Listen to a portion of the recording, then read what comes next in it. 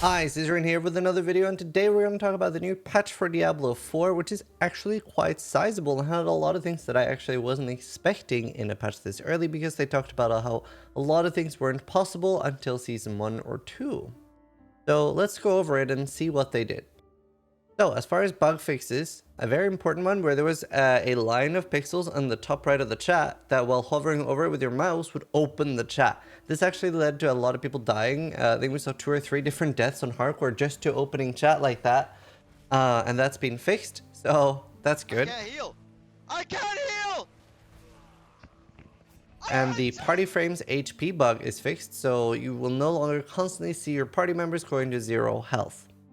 Druid loot seems to have been improved. You will no longer drop Barbarian uniques. So obviously it's going to be easier to drop the actual Druid uniques that you want to drop. That's like the most important bug fixes, but there are a lot of other things too, and especially pertaining to Nightmare Dungeons. They're getting a big XP boost, especially on completion and the monsters itself. So just overall, more better. That's what we like to see. I haven't tried it yet, so I don't know how much better it is, but I have watched other people do it, and it does look substantial. You are actually seeing a large, like, the XP is going up. And you can already teleport to dungeons, like the Nightmare Dungeons. So this is great. Helltide rewards got a big buff as well. The chests themselves have a significant buff. The roaming bosses are apparently more consistent with how they patrol, and they get better loot. So I'm going to test that out, and we'll make a big update video on how that feels. And the Whisper tests got a big buff as well. For balance changes, we have Fury gains basic ability buffs across the table. That should make early game Barb feel better in general for Fury management not to be shit. There's buff to multiple skills and the passive tree nodes. Iron Skin got buffed. A couple of the ultimates got buffed. And there's aspect buffs to Dust Devils and Earthquake to open up more builds. They do still rely on shouts for everything, but that's like a very fundamental change that would need to happen, right? For Druid, Spirit Generation on basic abilities is buffed, just like Barb, and buffs to skills like Poison Werewolf and Wolf Summons as well. They're buffing like Poison and some attack speed stuff. So, overall buffs, overall more better. Now, this is really good because I don't know about you guys, but I wasn't expecting that many sweeping changes or that many changes early after the fact that they were like, yeah guys, Season 1 is pretty much done. We don't really want to rock the boat. We don't want to change anything. That was really like demotivating for me, because I was like, okay, well, it seems like they do want to change things, but not in the near future, right? They want to change things 4 months from now. So this has changed that a lot. This is great. If they can make changes like this, that's very, very good. So I'm pretty hopeful with a lot of this, and the fact that they will bring things up to par. And I think it's a good thing, for a good sign for Diablo 4.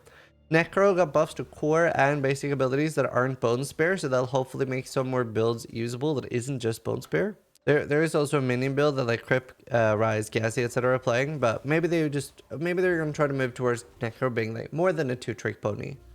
Rogue mostly got some tiny increases. Rogue was obviously in a very, very good spot. Honestly, Rogue is probably the most balanced class already, so it didn't obviously need as much stuff as everything else. Like, that's what I play the most. I have like 104 hours in Rogue. It really didn't need as much as the other ones anyway. There are some really nice quality of life, like the lucky hit chance to get a Dark Shroud is now 60% at the max. That's really, really nice. And escape artist cooldown down to 45 seconds. So there are really good things still, but not as much as the other ones. Sork has gotten buffs to almost every non-Arclash basic ability, and Incinerate buffs. Maybe this is enough for Barbarian finally to go Incinerate. Obviously, it's still a channel skill, so a lot of people don't like it still, but yeah, a lot of buffs here. There are buffs to core skills as well. Lightning Spear gets a big buff, and there's a lot of aspect buffs for Sork as well.